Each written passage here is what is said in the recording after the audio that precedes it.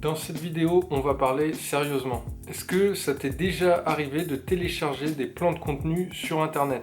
Tu sais, les genres de calendriers de contenu qui soi-disant s'adaptent à n'importe quelle thématique et qui soi-disant feront un miracle sur ton business si jamais tu les achètes. En vrai, on est tous pareils, on veut y croire et on pense vraiment qu'on a enfin trouvé la clé de la réussite en ligne. Mais si on réfléchit seulement 5 minutes, une fois qu'on a acheté ce genre d'outils, est-ce qu'on les utilise vraiment? Est-ce qu'ils t'aident vraiment à mettre en place une vraie stratégie de contenu? Eh bien la réponse elle est simple, c'est non. Parce qu'au bout de quelques mois, la plupart des gens abandonnent ce genre d'outils. Pourquoi? Parce qu'on se retrouve avec exactement les mêmes problèmes qu'au départ. On ne sait plus sur quoi écrire, sur quoi créer du contenu. Alors, je dis pas que ce genre d'outil c'est totalement inutile, mais ça reste qu'un outil, c'est pas un miracle. Et ce genre d'outil, ça peut t'aider que si les bases sont bonnes et donc que tu sais comment créer une vraie stratégie de contenu. Ça veut dire pas créer n'importe quel contenu, mais du vrai contenu qui va aider à développer ton blog, tes réseaux sociaux et ton business en ligne. Et on va pas se mentir, c'est là que la plupart échouent. En ce moment, tout le monde veut se lancer dans le business en ligne.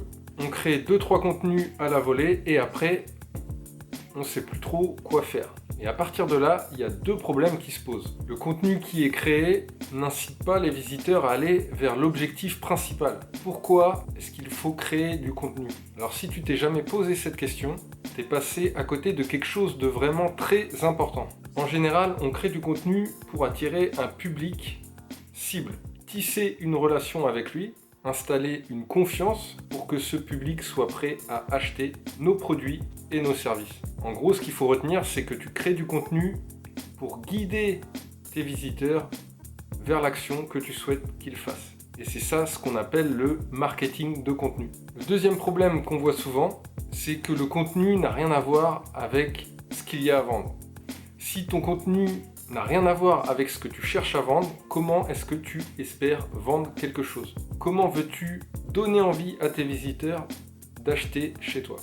Si tu te reconnais dans ce que je suis en train de dire depuis le début de la vidéo, eh bien, mon ami, cette vidéo, elle est vraiment pour toi. Parce que j'ai ce qu'il te faut. Ce qu'il te faut, c'est une vraie stratégie de contenu. Et attention, hein, une stratégie de contenu, c'est pas du tout un plan de contenu. C'est pas un calendrier où tu dis lundi je vais poster ça, mardi je vais poster ça, c'est pas du tout ça. Ta stratégie de contenu va alimenter ton calendrier de contenu, mais ton calendrier de contenu c'est juste un plan visuel de toute ta stratégie, mais ce n'est pas l'essence même de ta stratégie. Et dans cette vidéo, je vais partager avec toi ma méthode pour te créer une stratégie de contenu simple et efficace pour ton business en ligne.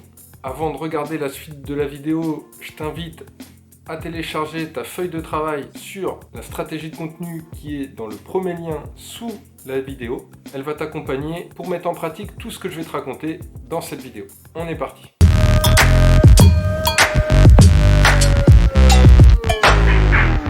L'étape numéro 1, ça va être de définir tes sujets de contenu parce que ça va être la base de ta stratégie de contenu. C'est l'étape numéro 1 et pourtant la majorité passe cette étape à la trappe. Déjà, de faire ça, ça va te permettre d'être au clair sur les thèmes que tu vas aborder dans ton contenu. Tu trouves ça trop contraignant de définir des sujets, tu as l'impression de te limiter? Eh bien c'est parfait, c'est exactement ce qu'il te faut. En fait, avoir des contraintes, c'est très bien, ça va te pousser à être original et ça va te guider pour créer du bon contenu attractif qui va t'amener vers des objectifs. Quelques questions à te poser pour t'aider. Premièrement, quelle est la thématique centrale de ton business? Parce que chacun des contenus que tu vas créer va devoir avoir un lien de près ou de loin avec cette thématique. Si tu as un business en ligne sur le jardinage, tu te doutes bien que tu ne vas pas parler de basketball. Il n'y a aucun intérêt ni aucun lien entre ces deux thématiques. La deuxième question à laquelle tu dois répondre, c'est quel est ton message principal? Qu'est-ce que tu veux offrir à tes visiteurs? Quel changement tu leur permets d'atteindre? Quelle est la mission ou la raison d'être de ton contenu? La troisième étape, ça va être de choisir entre 3 ou 5 sous-catégories. Alors, peu importe la thématique dans laquelle tu es, tu ne pourras pas aborder tous les sujets. Donc, l'idée, ça va être de trouver des sous-thématiques à ta thématique principale qui pourront être en gros tes catégories. Diviser ton contenu en catégories, ça va permettre à tes visiteurs de circuler facilement dans ton contenu. Donc, Sur un blog, on crée des catégories justement, et sur une chaîne YouTube, eh bien, on va créer des playlists par exemple. La deuxième étape que tu vas devoir franchir dans la planification de ta stratégie de contenu, ça va être de définir ton lecteur idéal pour savoir exactement à qui parler. Maintenant que tu sais de quoi tu vas parler, il va falloir que tu définisses à qui tu parles. Parce que tu ne peux pas communiquer correctement si tu t'adresses à tout le monde. Un contenu qui parle à tout le monde, ça parle à personne. Donc le mieux, c'est de prendre une feuille et de noter et de décrire, voire même personnifier ton lecteur idéal.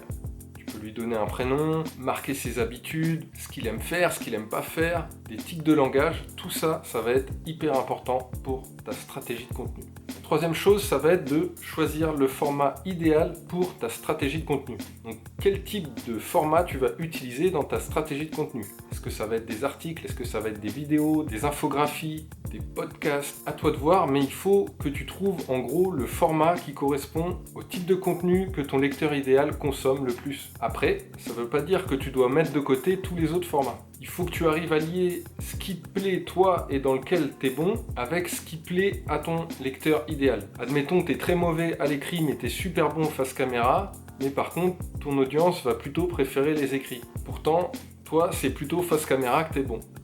Eh bien, il va falloir faire un choix à un moment entre est-ce que tu privilégies l'écrit ou est-ce que tu privilégies la caméra où tu es bon, sachant que ton contenu sera forcément mieux là où tu es bon. Et là où tu es bon, tu attireras forcément du public. Le quatrième point, ça va être d'avoir un système de génération d'idées de contenu. Alors, quels sont tes objectifs ce mois-ci? Parce que, en gros, ton contenu va dépendre beaucoup de tes objectifs. Si par exemple tu viens tout juste de débuter et que tu souhaites attirer du monde et te faire connaître, comme par exemple avoir tes 100 premiers abonnés à ta liste email, et ben tu vas pouvoir te dire il va falloir que je crée un article invité, il va falloir que je participe à un podcast, il va falloir que j'interviewe 2 professionnels et peut-être même que je vais créer une publicité pour me mettre en avant sur YouTube ou sur Google. Comme tu peux voir, la création de ton contenu va dépendre vraiment de ton objectif. Le cinquième point, ça va être d'avoir un calendrier éditorial pour planifier sa stratégie de contenu. Avoir un calendrier éditorial, c'est pas un outil miracle, c'est surtout que ça va te permettre d'avoir une vision sur toute ta stratégie. C'est tout. Donc, ça va te permettre de voir comment ton contenu est réparti dans la semaine, dans le mois et même sur l'année. Ça va te permettre de prendre du recul sur ta stratégie et du coup de combler tes lacunes. Alors pourquoi tu dois avoir ce genre d'outil? Eh bien, ça va te permettre de rester cohérent, de planifier ton contenu à l'avance et d'avoir une vision globale sur tout ce que tu vas créer. Alors après, pour ça, pour le faire, tu peux utiliser un agenda, un calendrier, une application, un tableur. Ça, c'est à toi de voir. La sixième chose, ça va être d'emballer ton contenu pour le mettre en valeur. Avoir un contenu bien emballé, ça va te permettre d'augmenter sa valeur perçue. Comment faire pour bien emballer ton contenu sans que ça fasse trop cheap ou vendeur de tapis? Et ben, du coup, c'est tout le travail que tu auras fait en amont qui va s'en charger pour toi. La façon dont tu auras défini ton image de marque, la façon dont tu auras défini ton lecteur idéal, tout ça va jouer un rôle très important à ce niveau-là. La septième chose, ça va être de trouver ta stratégie pour promouvoir ton contenu. Ça, c'est l'étape très importante que la plupart des créateurs oublient. La promotion. On entend souvent qu'un bon créateur de contenu devrait passer plus de temps à promouvoir son contenu qu'à en créer.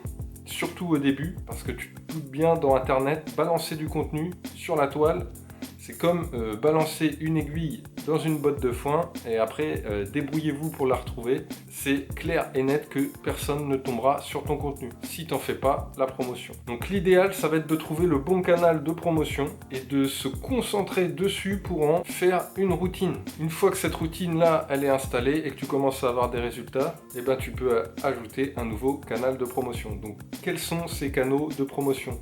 Ça peut très bien être l'email, ça peut très bien être Instagram, ça peut très bien être Pinterest, faire un post sur Pinterest, ça peut être faire des posts sur Facebook, dans des groupes Facebook. Bref, à toi de voir quel est le canal qui te convient le mieux. La huitième chose, ça va être de choisir la plateforme qui te servira à rester en relation avec tes visiteurs. Jusqu'à présent, on a bien déblayé la création de contenu et la promotion. Si tu as bien tout suivi et que tu n'as toujours pas de résultats à l'heure actuelle, reste bien attentif sur ce point parce que c'est sûrement là que tu pêches. Peut-être que tu n'établis pas assez de relations avec ton audience. Et en tant que créateur de contenu ou entrepreneur en ligne, L'idée, c'est quand même de créer une vraie relation avec ton audience. Répondre à leurs questions, les inspirer et réussir à être dans leur esprit au quotidien.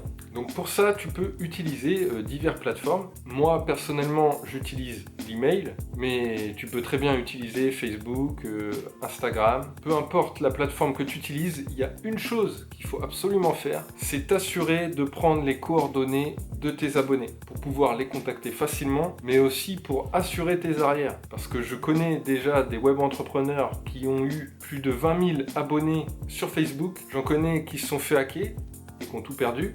Et j'en connais aussi qui se sont fait bannir, qui ont tout perdu, et qui ont dû tout recommencer à zéro parce qu'ils n'avaient plus les coordonnées de leurs abonnés. Maintenant, c'est à toi de jouer, à toi de lancer ta propre stratégie de contenu, mais une vraie stratégie de contenu qui servira à tes objectifs, parce que maintenant tu l'as compris que le contenu que tu publies doit toujours être en lien avec tes objectifs, que ce soit pour écrire un article de blog ou faire une vidéo, tu dois toujours savoir pourquoi tu le fais. Imagine. Après ça, plus besoin de se creuser la tête pour savoir sur quoi créer du contenu et pourquoi créer du contenu. Imagine savoir exactement les résultats que va t'apporter ce contenu avant même de le publier. C'est exactement ça l'intérêt d'une bonne stratégie de contenu. Si la vidéo t'a plu, je t'invite à la liker, à t'abonner à la chaîne en activant la cloche de notification pour rater aucune nouvelle vidéo. Si tu ne l'as pas encore fait, je t'invite à télécharger ta feuille de travail dans le premier lien dans la description. Elle va te permettre de te guider pour créer ta propre stratégie de contenu. Et sinon, je te dis à très vite dans une prochaine vidéo. Allez, ciao!